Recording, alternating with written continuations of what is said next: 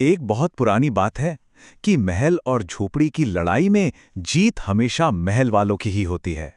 ये एक ऐसा नियम है जो लिखा तो कहीं नहीं है, पर हमारे समाज में सदियों से इसकी गूंज सुनाई देती है। जहां जिसके पास ताकत है, जीत उसी की होती है। पर क्या हो अगर कोई छोटा सा बच्चा इस नियम को, इस सच्चाई को मानने से ही इनकार कर दे? चलिए आज एक ऐसी ही कहानी के जरिए इस सवाल के अंदर उतरते हैं। आज हम बात करने वाले हैं नलिन विलोचन शर्मा की क्लासिक कहानी विष के दांत की। ये एक ऐसी कहानी है जो हमें समाज के दो बिल्कुल अलग, दो बिल्कुल जुदा चेहरों से मिलवाती है। तो ये कहानी है दो परिवारों की।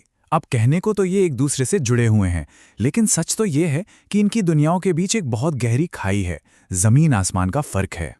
तो चलिए इन किरदारों को थोड़ा करीब से जानते हैं। एक तरफ है सेन परिवार, यानी महल, अमीर फैक्ट्री मालिक। इनकी 5 बेटियां हैं जो बिल्कुल शांत तहजीब वाली हैं, पर एक बेटा भी है, कासू, जो हर नियम से ऊपर है, एक तरह का अपवाद। और हाँ, इनके पास एक नई नवेली 7,500 की काली कार है। अब आते हैं दूसरी तरफ, यानी झोपड़ी पर। यहां है गिरधर लाल। ये सेन साहब की ही फैक्ट्री में एक गरीब क्लर्क हैं, और इनका एक बेटा है मदन। कहानी में जो पहला टकराव होता है ना, वो एक कार की वजह से होता है। जरा सोचिए, एक छोटा बच्चा मदन बस उत्सुकता में उस चमचमाती काली कार को छू लेता है, और इस छोटी सी मासूम सी हरकत की सजा क्या मिलती है? ड्राइवर उसे जोर से धक्का देता है। मालिक सेन साहब उसे और उसकी मां को खूब डांटते हैं, और सबसे बुरा, उसके अपने पिता गिरधर को उसे पीटने के लिए मजबूर किया जाता है। ये अन्याय की पहली बहुत गहरी चोट थी। और सिर्फ इतना ही नहीं, सेन साहब एक फैसला भी सुना देते हैं।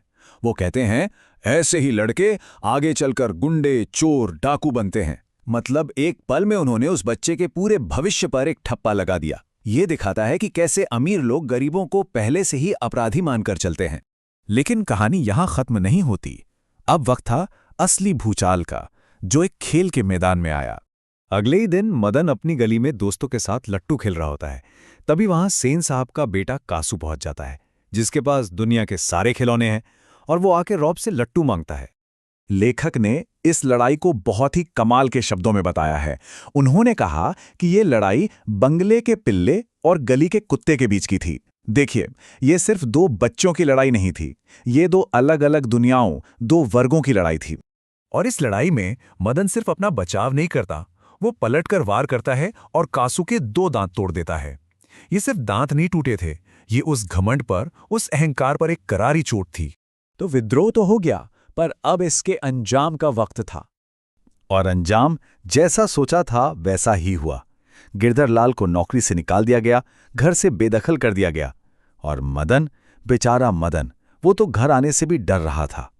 उसे पता था कि आज तो ऐसी पिटाई होगी जो उसने कभी सोची भी नहीं होगी।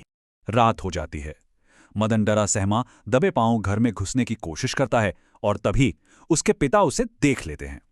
मदन पिटाई के लिए तैयार हो जाता है, लेकिन जो हुआ वो बिल्कुल ही अविश्वसनीय था। गिरधर लाल उसे पीटते नहीं हैं, बल्कि उसे अपनी बाहों में भर लेते हैं और कहते हैं, शाबाश बेटे। ये इस कहानी का सबसे शक्तिशाली पल है। एक पिता का अपने बेटे को इस तरह गले लगाना, इसका असली मतलब क्या था? तो अब समझ में आया कि विष के दांत क्या हैं। ये सिर्फ कासू के 2 दांत नहीं थे, ये उस ऊंच नीच, उस घमंड और अहंकार का जहर था जो समाज में फैला हुआ था।